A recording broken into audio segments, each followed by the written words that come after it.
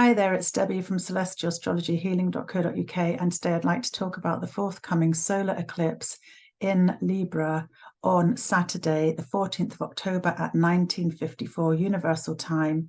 So you would have to adapt that to your time zone. If you're new to my channel, I welcome you to subscribe, hit the subscribe button or like or share, and put any comments below. This encourages me to do more offerings of sharing my astrological passion and knowledge. I blend ancient astrological timing techniques with modern astrology, which I previously studied many years ago, casting charts by hand before the computer programs that offer this free data now, which is great for youngsters. And I share those how to do that, casting your own chart using astro.com in the comments below. So thank you if you can do this. So what's happening at a new moon solar eclipse? Well, solar eclipses always happen at new moon, and on this occasion, the moon and the sun are exactly at 21 degrees Libra, 7 minutes. And these eclipses happen in 18.6-year cycles, and halfway through that, around 9 years as well. So they happen in pairs, and they involve the North Node and the South Node, and it's about balancing, and Libra is very much about relationships and finding harmony and balance in our lives. The sun represents our sense of purpose in life. It's the masculine principle that we all have within us. It's about our life's direction and ambition, and it can be quite powerful during a solar eclipse for new activation points, which can unfold over the next year or so, because these eclipses happen for about 18 months, and they've recently shifted from the Taurus and Scorpio axes and now have gone backwards into the Aries and Libra axes. So what they can bring up is a sense of unexpected events, a bit like Uranus, unpredictable energies, which can unfold with big shifts in our lives, with opportunities and challenges and experiences to embrace. So let me just share an image of what happens at the eclipse. So at this time of the solar eclipse, what happens is the moon, as it orbits around the Earth, comes between the sun and the Earth, and therefore blocks the sun's light, preventing the sunlight to fully reach us from the Earth. And astrologically, a solar eclipse occurs when the nodes of the moon are within 10 to 18 degrees of the sun and the moon's position. And if they're within 10 to 12 degrees, a total eclipse will occur. If there's a bigger orb, such as now, a broader or a partial or a weaker eclipse will occur. And we can see what we're going to be experiencing is the annular eclipse, where there is a so-called ring of fire. So these can be quite significant. And at the time, we have to look at what other planets are doing in the heavens. And there's a sense of darkening. So it's like going into the subconscious, and also the illumination of the ring of fire and what it can actually bring to light. So working deeper psychologically, using that Pluto square to this eclipse, bringing up subconscious things that maybe have been hidden. And it is in relation to how we interact in our relationships in life. And it will depend upon where these Libra and Aries axes are in your own birth chart. So if you haven't already cast your birth chart, have a look in the comments below. You would need your date, place, and crucially time of birth, and cast it with the whole sign house system, and then see where Libra and Aries are. And at the end of the video, I'm going to do a short potential interpretation for these themes in different people's lives. So in ancient times, if you can imagine, there's no electricity, no false light. When a solar eclipse happened, this brought fear as the daylight disappeared, which the ancient ones, natives of Earth, relied upon the sun and the moon. And it would have felt like a bad omen, because they would never know when the light would be returning again. So this is why sometimes eclipses can be given the reputation of having like bad energy or something negative. But we've got to think about this more positively as a time of renewal and new beginnings, because it is happening at a new moon. So the potential is for big shifts and big new changes that can unfold over the next 18 months. And also eclipses have cycles, as I was saying, 18.6 years and 9 years. So when we look back on themes that were happening in our lives, there can be similar themes that come up again when these houses of Aries and Libra are activated. So if we go back into the 80s, if you're old enough, around April the 3rd of October 1986 to the 14th of April 1987, there was a Libran South Node eclipse. Thinking back to any patterns or important events in your life then might be an indication of what might be coming up now in these next months ahead. And 9 years later, April 1995 to March 1997, there was a North Node. So the nodes are flipped around, North Node Libran eclipse. And more recently, the last South Node Libran eclipse was on the 14th of October 2004 to the 3rd of October 2005, when Libra was also around 21 degrees. That was 19 years ago. And then the last time these occurred 9 years ago was the 15th of April 2014. There was a total lunar eclipse with the axis reversed again. The sun was at 25 degrees Aries and the moon was in opposition at full moon, 25 degrees Libra. And then on the 8th of October 2014, the sun was at 15 degrees Libra and the moon was at 15 degrees Aries. So that would have been another lunar one. And then these continue across these axes until the last lunar eclipse was on the 23rd of March 2016 at the spring equinox time. And so these themes are sort of showing themselves again, coming back up. And I've heard Adam Allenbass from Nightlight Astrology, a previous teacher of mine, talk about these eclipses as massive waves. So they're like historic waves that we sort of have a connection to, revisiting, coming back round with these themes again.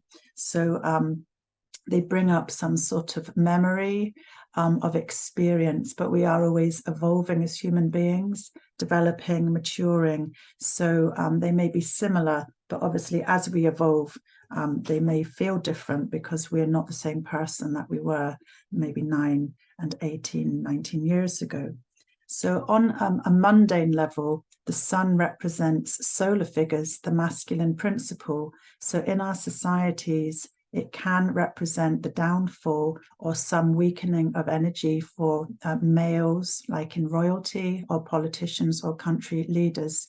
So watch out for this in the public sphere. I don't tend to go into politics. I think working personally with ourselves and sending out the best energies. We start with ourselves and send it out to our family, community, friends, and that can widen and send a sense of positivity to help heal the issues in the world.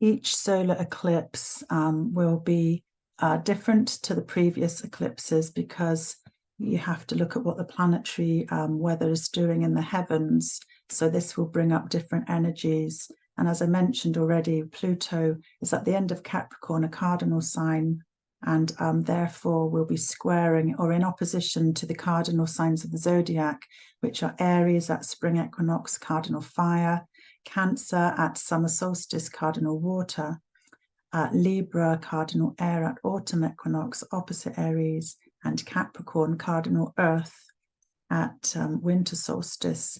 So particularly if you are an ascendant of Aries, Cancer, Libra, or Capricorn, you will feel this eclipse and the next period of life unfolding more intense. Or if you also have planetary placings within a 3-degree orb of 21 degrees of the cardinal signs, so within 18 to 24 degrees, if they make sextiles, squares, trines, or oppositions, these will be significant to you. In modern astrology, the semi-sextile and the quincunx 150 degrees and 30 degrees are also taken into consideration. But in ancient astrology, these were seen as averse to the ascendant, so they wouldn't be signifying energies, but that would be up to you and see how you feel. They tend to be more tense energies if you do involve the 150 degrees or 30 degrees to these planetary placings. So the eclipses are ruled by Venus because Venus rules Libra. So she represents the goddess of love, harmony, beauty, passion, and balance. She strives for union. She strives for peace. And then when we have the opposite, Mars rules the Aries, and we will be having another final eclipse on the 28th of October, the last full moon eclipse at the end of the Scorpio-Taurus axis. So this will bring to completion the energies of the previous Martian ruled eclipses between Scorpio, which rules Mars, which rules Scorpio, and Taurus, which is ruled by Venus. So looking back, as I was saying, we can always think about what happened on those previous dates.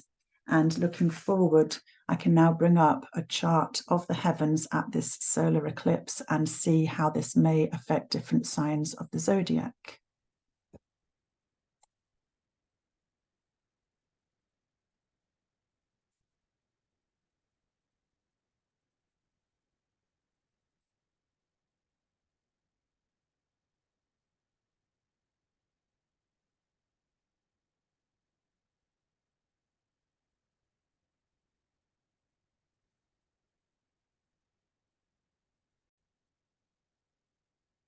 So this is a chart of the solar eclipse, 14th of October 2023. I've got it set for London, UK, but I'm actually in Scotland. And so as I was saying, Venus rules this eclipse because she rules the house of Libra, and she also rules the house of Taurus. Let me bring up my annotate tool. Just get my arrow. Hopefully this is the right one. So yeah, here is the sun and the moon at 21 degrees, 7 minutes Libra. As you can see, the south node of the moon, Ketu, the severed body of the dragon or the serpent, is also in a 4-degree conjunction here to the sun and the moon. And also Mercury, the planet of communication, creates this stellium here when there's 3 or more planets. And Mercury is also within a 4-degree orb of the sun and the moon at 21 degrees. So what this indicates is there's a lot of Libran energy going on, and Libra is a masculine yang air sign of the cardinal nature, very much related to the mind and sharing ideas and communications and trying to strive to find diplomacy, balance, and awareness of other people's feelings as well within relationship. So there are challenges here to be strong and be in your own sense of power, because the north node of the moon is in Aries at 25 degrees, always opposite the south node here. And Aries is about the self. It's about your own sense of personal courage and bravery to be you, to do things on your own terms. But when we've got energies in Libra, it's about finding that balance, finding that fulcrum point of what you do in your life and how you interact in relationships with others, whether or not you're in a personal relationship. It's about all of your relationships and how you communicate and interact with the world at large. So there is a sense with this South Node conjunction here of, get my little circle, this South Node here looks like upside down headphones or horseshoe. The South Node is about release. The South Node is about letting go. The South Node is about relinquishing something or just just releasing and having more of an interest in sort of spiritual type things rather than material things, which are more related to the North Node of the Moon here in Aries. So wherever this eclipse is happening in your life, it is going to have a sense of, in order for new beginnings to come in, for new themes in your life to be unfolding, there's a sense of needing to let go of something, things that don't serve you, that you've outgrown, for you to be able to evolve and move forward with whatever this solar eclipse signifies for you. So, as I was saying as well, cardinal signs will feel this stronger. Let me just highlight the cardinal signs, take away that circle and go back to my arrow. Here's this annotate box is annoying me. Right, there we are. Yeah, Cancer, cardinal water. Opposite, Capricorn, cardinal earth. Aries, cardinal fire. Opposite, Libra, cardinal air. And what we also have is very slow moving planet, Pluto at 27 degrees Capricorn, 53. So you can see that there's a square 30, 60, 90 here to the Aries, 30, 60, 90 to the Libra, and in opposition to Cancer. So there are more intense energies from these Pluto aspects, which are ongoing until the end of the year. Pluto will be shifting into the sign of Aquarius. I think it's the 21st of January 2024, and then going back into finishing off any unfinished business in the Capricorn house of your life. And then finally, November 2024, Pluto will spend the next 20 years in this sign of Aquarius. So whatever's needing tied up in this house, it's about power, finding your power, going deep into hidden subconscious things, and working out what needs to come to the surface to be healed, so that you can then move on in the next phase of your life with that Pluto dynamic there. So, as I was saying, on the 28th of October, we're going to have the last lunar eclipse in Taurus at 5 degrees 9 minutes, and there will be themes of completion happening in wherever this Taurus house is for you here. Ending points, culmination points, and this will be the very last eclipse happening in this axis until May 2040, so 17 years time. So this is bringing completion to this area of your life here. So what I'm now going to do is briefly go through the different signs of the zodiac, and if you know your ascendant sign, I would use this to be more accurate, because the ascendant is really about you and your outlook. It's about your mindset, your vitality, your personality, your health, your psychology, whereas your sun is about your spirit and your drive and your ambition, and can be related to fathers, the male principle. The moon can be related to your mother and the environment. But yeah, your ascendant changes every 2 hours approximately. So this is what is more related to you on a personal level. So if you're Aries ascendant, the eclipse is going to be happening in the 7th house of relationships. And so there is a challenge or a new beginning potentially there, once you can release something around the topics of relationships as new beginnings, but it's in opposition to your self-belief and your own sense of doing things in an assertive, powerful, courageous way. So you've got to have a balance of healing your sense of self and having balance within relationships, because Chiron in Aries has been challenging us all with self-doubt around wounds that we carry about our own personal abilities. But when you've got this happening, Aries, in your 7th house of relationships, it's about the potential for new beginnings, about doing things in a new way, letting go of something here with the South Node, of how you've done things in the past, to make way for new ways of being within relationships. And I forgot to say that Venus rules this Libran house. This is the house she rules. And there is a mutual reception between Mercury, which rules Virgo, and Venus, which rules Libra. So there is a sense of Venus is trying to help Mercury with the mind and how we interact with others. And at the same time, Mercury is trying to help Venus, who can be a little bit nitpicky because she's in her fall in Virgo. So there's a sense of high criticism as well. So just bear that in mind. Be kind to yourself and be kind to others within relationships. So moving on to Taurus Ascendant. Taurus, this sixth house, this eclipse is going to be happening in your sixth house. In fact, this is how the chart is set up here. So this is Taurus Ascendant here. So you can see that the eclipse is here in the sixth house. So this is one of the houses, the malefic houses, opposite the 12th house. So the sixth house is ruled by Mars, and it's about your everyday. It's the house. It's called the Joy of Mars in ancient astrology, and it's about day-to-day routines and service.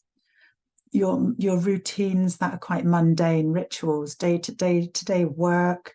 It can be about your colleagues at work, and it's also about your health, your physical and psychological health. So there could be some conflict going on with that Martian vibe around the sixth house.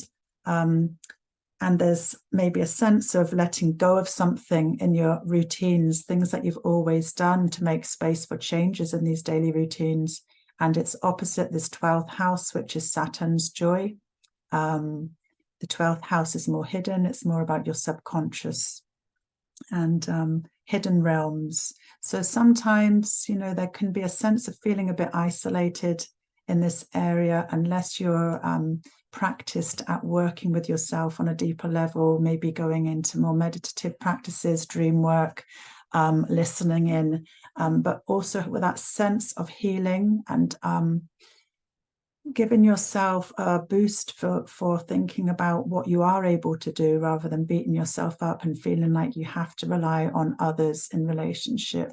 So just bear that in mind and be kind to yourself, Taurus, here, with the potential for new relationships and new routines, new work life. Moving on to Gemini. Gemini, this eclipse is going to be happening in Venus's joy, the 5th house, and Jupiter's joy, the 11th house. So the 5th house is about creativity, your pleasures. It can be about romance and children. It's about things that you can bring to the fore, like it can be quite to do with, if you're within that fertile period of your life, it can be to do with pregnancy. If you're in a later period of your life, it can be about what you can bring to the fore. What's your baby? Have you got a creative project that you can bring to the fore? Something new that you can share with the world. And it means letting go of something else to make space for this to come in. And also the sun will be in the opposite house of Jupiter's joy, which is about hopes and wishes, in the 11th house. So this could be positives here. It could be support from communities and your tribe that you find beneficiary to you, that they're allies, they support you. And it also can point to money from your career, because it's a second arrived house from the 10th house. So yeah, bringing something new to the fore, letting go of something to allow your creative project to come to the fore, or it might be bringing opportunities for new birth of some sort to your Gemini ascendants. Cancer ascendant, this is going to be very powerful to you, because Cancer, you are one of these cardinal signs here, and this will be happening in your 4th house of Aries, which is related to home, the land, where you belong. It can be to do with property, family, ancestry. It's the hidden place of retreat, where you come back to rest. And it's about some type of new beginning, but letting go of something else in order for this new beginning to happen in this house of home and family, your place of rest. And it will be opposite the sun in the 10th house of your public visibility up in Capricorn. So Aries up here and the North Node is encouraging you to be strong, to step into your power, to be courageous, to show yourself. It's a very public house of great visibility, and it is about your reputation, stepping into your power there. But there's a sense of something new around the home and family, and you also will be having Pluto with big shifts there happening in that career house for you. So maybe bringing up fears. Sometimes Pluto brings us on journeys which are uncomfortable, having to face the depths of our fears, bringing them up to light at this time of this Ring of Fire eclipse, and then finding your power for regeneration and transformation. So good luck with that, Cancerian ascendants. So Leo ascendants, this eclipse will be happening in your 3rd house. The 3rd house is a mixed bag. It's around your locality. It's about communications. It's about sharing ideas in your locality. It can be to do with siblings, and traditionally it was the house of the goddess and friendships. So there might be something new potentially here, Leo ascendants, for you to think differently, to communicate differently, and having a different outlook by letting go of patterns of the past that may have restricted you in some way, just giving a sense of new potential, new friendships, new communications in this house of Aries, your 3rd house. And this will be opposite the sun in the 9th house of the higher mind, Aries up here in the house of God with the North Node, something about strong beliefs, that can keep you with a sense of knowing your place in the world on a broader level. So I'm wishing you luck there, Leo ascendants. Moving on to Virgo ascendants, these eclipses are going to be happening in your 2nd house. There's new ideas or inventions of new beginnings, about recognizing using your own skills and resources, in a sense of, excuse me, in a sense of what you can do for creating long-term security, but also letting go here. And it is the house of other people's esteem. So it's other people's views of you and what you have and your abilities here. So there is a sense of letting go of something from the past and developing new skills or new ways of being. And this is opposite your sun in Aries in the 8th house, which is related to shared resources or money that comes from others. Or if you're in a relationship, it's about partnerships money. It can also be to do with tax rebates, grants, and inheritances. And the 8th house of Aries is a deep house of mysticism, and it can bring up anxieties and fears here. But you can also tune into a trust into the mystical realms of the cosmos and thinking, I can just trust this process. So a sense of new beginnings within your 2nd house of personal resources and finances, balanced with the 8th house of other people's support. It's like a karmic debt house. If you're in a relationship, it can be about what you bring to the table, what you offer, and what your partner offers, and how that balances out in a sense of karmic debt. So I hope that's helpful for you. When our mind is open to step into new paths, it can always bring up fears because it can be frightening not knowing what's in the future. But there's a sense of we don't have to always be in control, and we can just trust the process and recognize opportunities when they come. And that applies to all of the rising signs of the zodiac. So when we move on to Libra, this is another cardinal house, which is very powerful. And Libra, this is happening in the house of you. This is the 1st house here, the steering wheel of the ship, Mercury's joy, the house of communications and how you interact with life. So this is an opportunity of totally applying yourself and how you think, your mindset, your personality, your psychology, your approach to life. It's giving you a punch of potential about changing your approach in a new way. But that does mean letting go of old patterns of how you've been in the past, because that Ketu, the surrendering, the releasing of something here to allow new ways of being. And obviously with Libra and Ascendant, you're very easygoing anyway and very mindful of others. But it also brings up something about the opposition of Aries in the 7th house of relationships, because these eclipses are in opposition and involve balance and finding that fulcrum point. So you'll be feeling this strong, and it's about something about, you know, the sun in the house of significant relationships. This can be personal relationships, Libra and Ascendants, romantic relationships, marital relationships, but it also can relate to your clientele. If you serve others in business, it can be your audience or those that you work for. So coming across and using your sense of belief with the Aries, courage and bravery, which is ruled by Mars, who can be very assertive and steps out with his fiery power there. And also there is the strong energy of Pluto squaring from the 4th house of home and family here. So this is the 1st house for you Libras. This is the 4th, squaring your 1st house, making shifts, encouraging big changes, and also to your house of relationships from the home. So it's about taking some sense of control and power around the home. So I hope that's helpful for you, Librans Ascendants. Moving on to Scorpio Ascendant, this eclipse will be happening as it was for Taurus, but flipped around, will be happening in the 12th house. So the 12th house is about Saturn's joy, and it's a more subconscious area of life. So, you know, unless you're tuned into yourself, you might not even acknowledge these opportunities here, because it's a hidden house.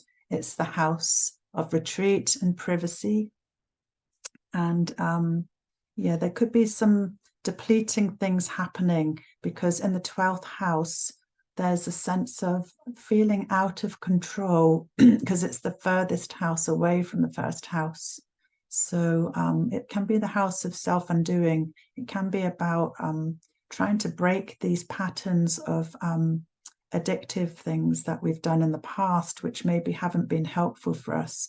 So addictions can be related to anything that you take into your body, alcohol or drugs. It can be addictive, bad patterns within relationships. It can be addictive things that you try to do to take you away from the mundane things in life, like maybe some sort of risky business like gambling.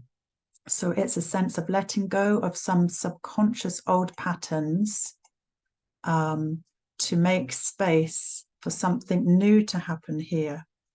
And, you know, you might feel lonely and isolated at times, or notice what's missing in your life. So it's a time of deep reflection, Scorpio Ascendants here, and working out what you can do. And the 6th house is the opposite house, the Aries house, and it's Mars's joy, another malefic. Saturn is a greater malefic, and Mars is the lesser malefic. So it's the house of duties, service. So it's bringing your own sense of what you're able to do and work on that, and that will keep you going in your day-to-day life, your work life, and service to others, believing in yourself, believing in your gifts, and striving forward there.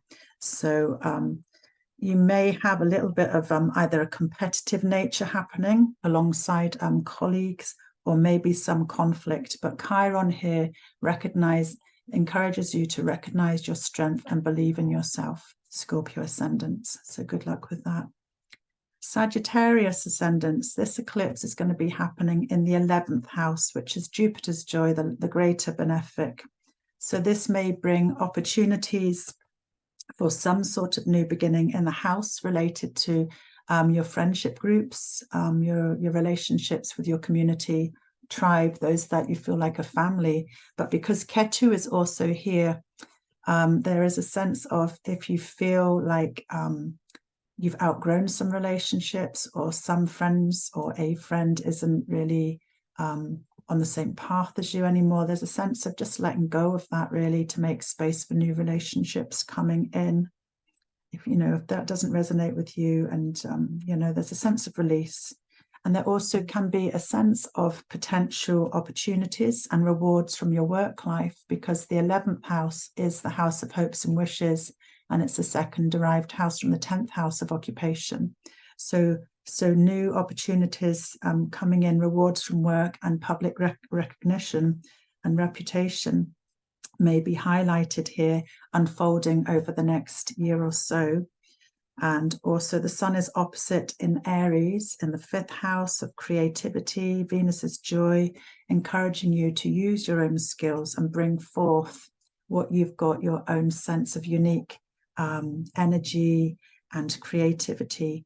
And again, Chiron is supporting you to recognize and heal wounds of past doubts about your own abilities, and to step into your power there. So I hope that's helpful for you, Sagittarius, with those benefic houses being highlighted at this solar eclipse. Moving on to Capricorn Ascendant. This is another powerful eclipse for you, because you're one of the cardinal signs, and this eclipse of the sun and the moon and Ketu and Mercury is going to be happening in your 10th house of public reputation. If you're working and you're at that time of your life, it could be your career and occupation. If you're not working or you're retired, it could be about your public status and what you're seen to do in the community, and what you do in your vocational life, or how you're seen publicly. So there is a new beginning here, a new opportunity here, a new direction, something that needs to be let go of and shed, closing a door on something here to allow a new door to open. You can't have doors open everywhere and go into every direction. So it's necessary to let go of something in order for a new opportunity to come up in the future over the next year or so.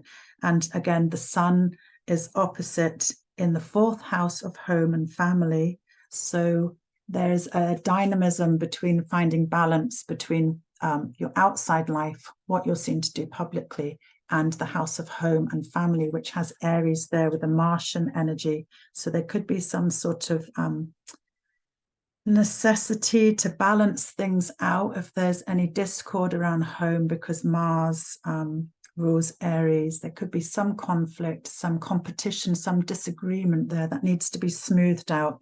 But it's also about, being aware of your own needs around home, and find the balance that you can use from being in a stable place of home, striving for that to be successful, and the career life or your public life, with the Libran energy there. And the cardinal T-square, Pluto is squaring from the 1st house of self to the 4th house of home and family. So Pluto is really encouraging you to really delve into the darker aspects of yourself, maybe your fears about finding your own power, about shadow work, to recognize what needs to be shed. Pluto is the Hades, god of the underworld, and there are treasures in the earth, in the darker realms. You can find like beautiful jewels in the underworld, and there's healing, release, purging, and letting go. There's something transformational about the opportunities with Pluto ending his time in Capricorn, which is your 1st house if you are Capricorn ascendant, to find a sense of regeneration, which can come forth when Pluto stays in the next sign, Aquarius, the November 2024. So there's huge changes and shifts related to yourself and power, vitality, and health. But there could be some dark nights of the soul to navigate, to find these treasures before you can shift into what the Aquarian energies are going to mean for you for the next 20 years. So personal transformation is likely here.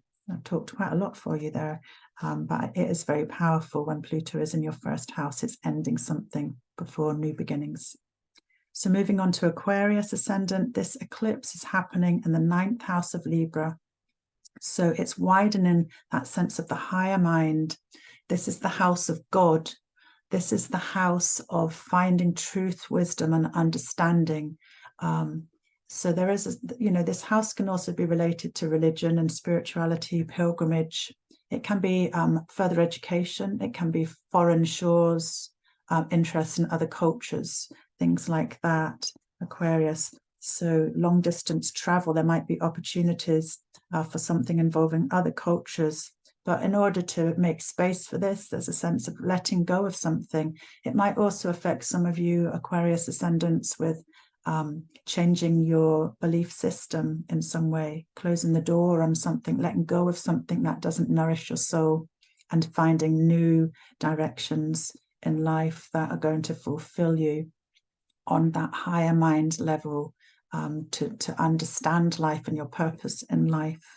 And the opposition is from the Sun in Aries in the 3rd house of your local environment, which is your locality, your communications, your short journeys, and siblings. So maybe there's some healing here around where you live, maybe something to do with your siblings, aunts and uncles, or just locality friends in your local group, because Chiron here is in Aries.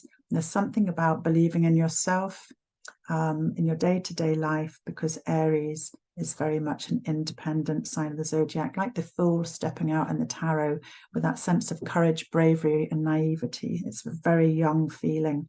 So there's some healing potential around that in the 3rd house of the goddess, opposite this new moon solar eclipse in the 9th house of God. So working out the balance there and what that means for you, Aquarius ascendants. Finally, Pisces ascendant, thank you for waiting. Always the last when we start at Aries at the astrological new year. This eclipse is happening in the 8th house of Libra, offering an ending and new beginning within shared relationships and joint finances, and letting go of patterns of the past and beginning something new. This is the deep house, the 8th house of mystery and the occult.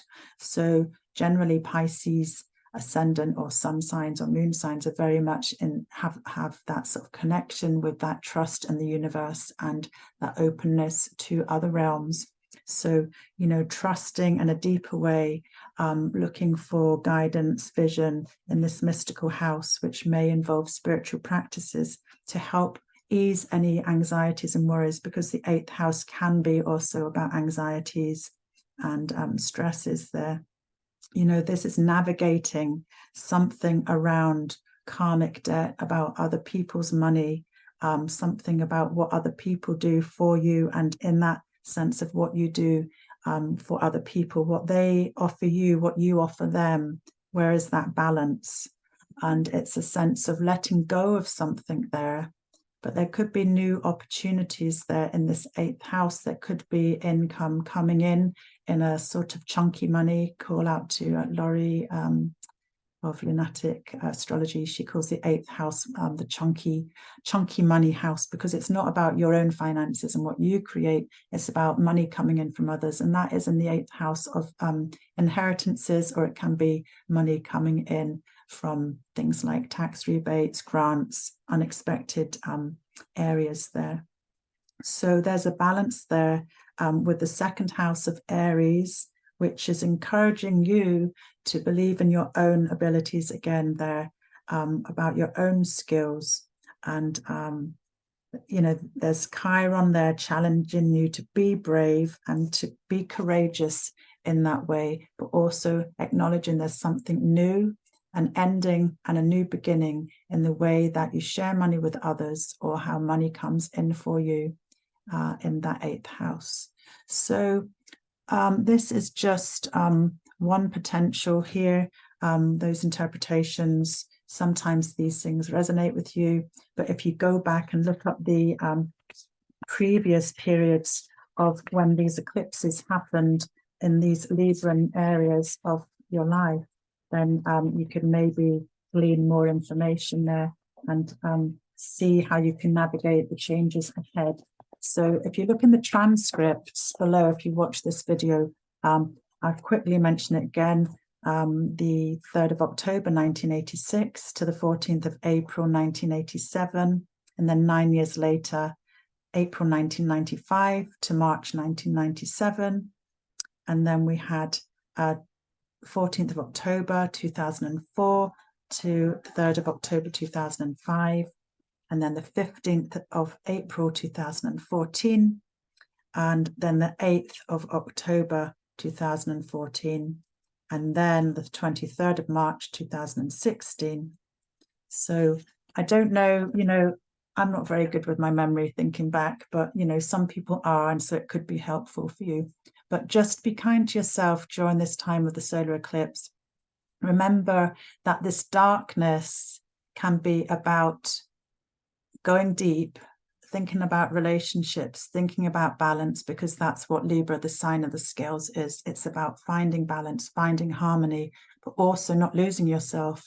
And that ring of fire, illuminating your own strength, your own courage, your own self-belief. And when we start with ourselves, we can send out that positive healing energy to others. And in the world at this time, there needs to be more balance and more peace and more union. So if we all start with ourselves and send out that positive healing energy to others, that's how we can eventually raise a vibration and heal the wounds that are happening across the planet. So I hope that's helpful for you. Again, if you've not subscribed to my channel and you like hearing my offerings, I give thanks if you can do that and click the subscribe button. So best wishes for now, and thanks for listening.